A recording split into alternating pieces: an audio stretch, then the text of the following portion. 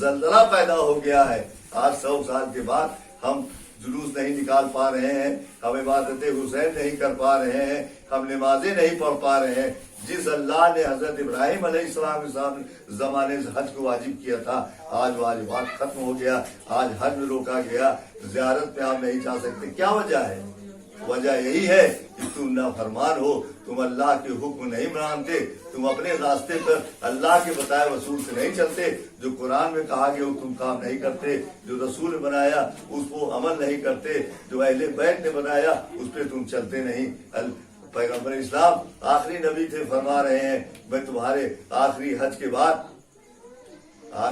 کے بعد اعلان کر رہے ہیں کہ تم پوری اپنی باتیں بتا دو. تمہارے بیچ میں 2 چیزیں چھوڑ کے جا رہا ہوں, ایک قرآن, ایک اہل بیت. تم قرآن کو ماننا, اس کے بعد اہل بیت کو ماننا. قرآن کافی ہوتا, قرآن اگر کافی ہوتا تو اہل بیت نہ آتے. دنیا میں اگر قرآن آ گئی تو قرآن کو پڑھنے والا بھی ہونا چاہیے, سمجھنے والا بھی ہونا چاہیے. مثال کے طور پہ اگر سارے کمرے میں دوائیں بھر دی جائیں اور سارے لوگوں کو بیماری کی, بخار کی, کولرا کی ساری چیزیں رکھ جائیں, مگر اگر کوئی ڈاکٹر ایکسپرٹ نہ ہوگا تو شاید تم پوائزن کھا لو گے, شاید ایسی سر درد دوا پیٹ درد کھا لو. اسی لیے ایک ایسے آدمی کو رکھا گیا, ایک امام کو ایسا بنایا گیا جو قیامت تک رہے, تمہیں راستہ دکھائے, تم صحیح راستے پہ چلو, تم غلط راستے پہ نہ چلو, کہیں گمراہ نہ ہو, تم کو ہدایت دیتے رہے کہ اللہ کی نافرمانی نہ کرو. سوال دیجیے گا.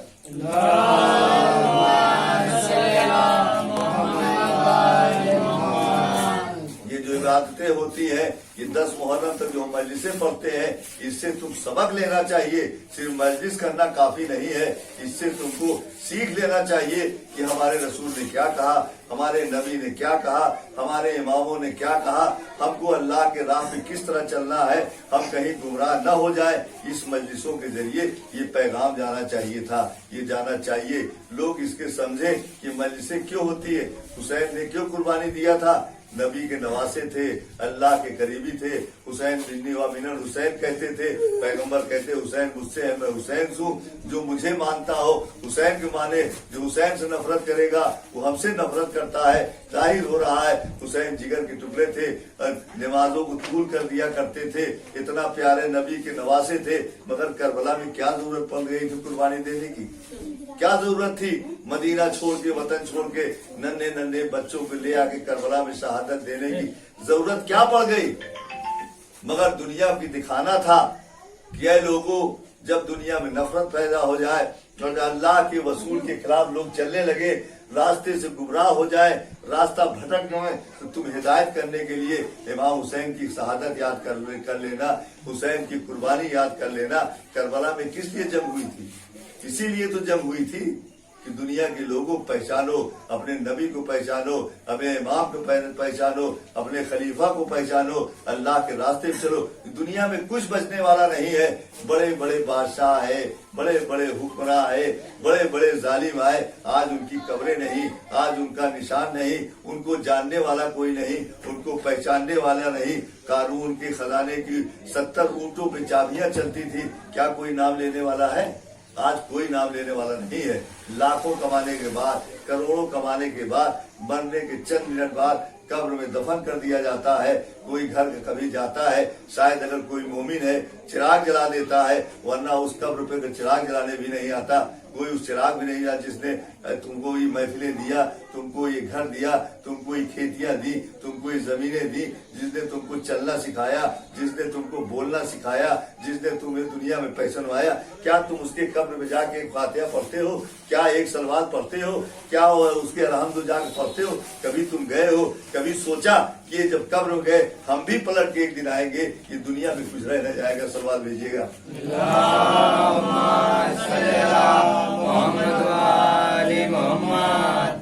آج کائنات میں, ساری کائنات میں وہی لوگ یاد کیا جاتے ہیں جو اللہ کی راہ پہ قربانیاں دیتے ہیں, جو اللہ کے لیے اپنی جانیں دیتے ہیں, جو اللہ کے لیے رہتے ہیں. خدا ارشاد فرما رہا ہے کہ تم جو اللہ کی راہ میں شہید ہوتے ہیں تم ان سے مردہ نہ سمجھنا, اس کو میں رزق دیتا ہوں.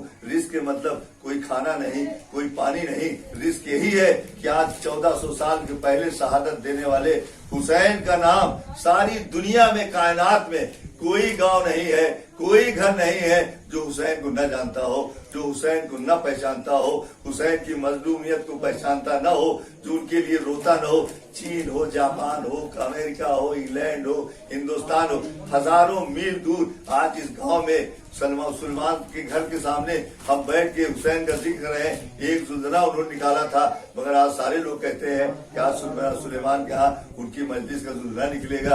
एक नेक काम हजारों किए थे, उनके बेटे थे, मकान थे, घर थे, पर कोई उसे नहीं याद करता।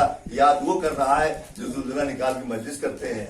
जाहिर हो रहा है कि अल्लाह के काम के लिए किया काम हमेशा याद रहेगा। तुम मस्जिद बना दो, जब तक उसमें इबादत होगी, अगर तुम्हारा एक ईंट लगा होगा तब तक तुमको सवाब जारिया मिलता रहेगा। तुम एक पाइप लगा दो, जब तक लोग पानी पिएंगे तब तक तुमको दुआएं देंगे। कुआं बना दो, जब तक उसके पानी पिएंगे तुम्हारे लिए याद करेंगे।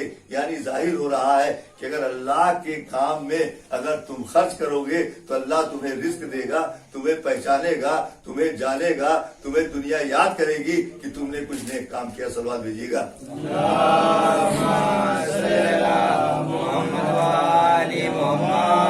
आज इस्लाम एक ऐसा मजहब है जिसने दुनिया में कहा कोई मजहब नहीं, कोई जात नहीं, कोई इंसान नहीं, अल्लाह के करीब वही सबसे मोमिन है, वही सबसे ज्यादा परहेजगार है, सबसे अच्छा आदमी है जो अल्लाह की राह पे चलता है, जो मोमिन होता है, परहेजगार होता है, नमाजें अदा करता है, अल्लाह के हुक्म को मानता है, अल्लाह के बताए पे रास्ता चलता है, चाहे काला हो, चाहे गोरा हो, कुछ भी हो, मगर अल्लाह के करीब बराबर है। ऐसा नहीं कि मजहब के नाम के अल्लाह के घर कोई जाएगा।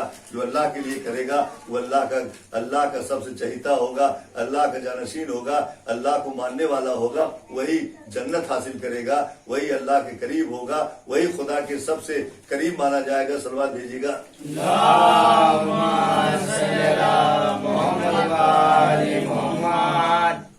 अजीजों, ये मुख्तसर सी मजलिस है।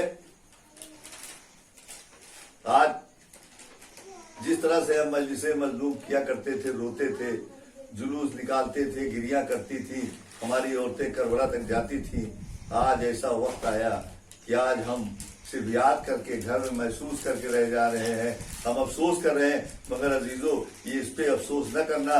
तुम अगर दिल से मोहब्बत हुसैन की करते हो, अल्लाह की करते हो और इस्लाम की करते हो तो तुमको वही सवाब मिलेगा। इसलिए हुसैन ने भी जब मक्का जा रहे थे हज करने के लिए, जब जान का खतरा था, जब कौम पे आफत आने का हौसला था, जब वहाँ ये था कि सही शहादत हो जाएगी, वहाँ कत्लेआम हो जाएगा, तमाम मासूम लोग आए, तुम लोगों ने हज को तर्क कर दिया था। हज वाजिब था, मगर हुसैन ने मसलहत हज को कता कर दिया था, हज करने नहीं गए थे। वही आज है। अगर इंसानियत को बचाने के लिए, कुराना से बचने के लिए हम चीजों को मुअत्तल कर देते हैं, हम दिलों से मानते हैं, हम दिल से गिरिया करते हैं, दिल से हुसैन मारते हैं, तो वही तुमको सवाब मिलेगा जो तुम जुलूस निकाल करते थे, जो ताजिया लेके जाते थे, आज तुम ले जाकर वहां दफन करते हो। इंसान की जान बचाना सबसे जरूरी है। इंसानों की जान बचाने के लिए हर कुछ किया जा सकता है। आज वही वक्त है कि हम कर रहे हैं। जो मदीना से काफिला हुसैन के चला था, क्या वजह थी? यजीद जब हुकूमत में बैठा था तो चाहता था हुसैन मेरी बैत कर ले। किस लिए बैत करना चाहता था? वो चाहता था कि हम गलत रास्ते पे चलेंगे, हम शराबें पिएंगे, हम जना करेंगे, दुनिया में जुल्म करेंगे, लोगों को साथ सताएंगे। हुसैन ये नहीं चाहते थे। हुसैन चाहते थे इस्लामिक हुकूमत नाजिल हो, जारी हो, अल्लाह रसूल के लोग रास्ते पे चलें, नमाजें कायम करें, अल्लाह के बताए रास्ते पे चलें, इंसानों से मोहब्बत करें, इंसानियत को बचाएं। इंसानियत को बचाने के लिए छोटे छोटे बच्चों के लेकर मदीना से रवाना हो गए थे। आज जब रोज़े पैगंबर में गए थे, नाना की कब्र गए थे, कहा है नाना जो हमसे आपसे वादा किया था कि आपके लिए, इस्लाम के लिए मैं सब कुर्बान कर दूंगा, आज मैं मदीना छोड़ रहा हूँ। सोचो बेमोमिनीन, सोचिए जब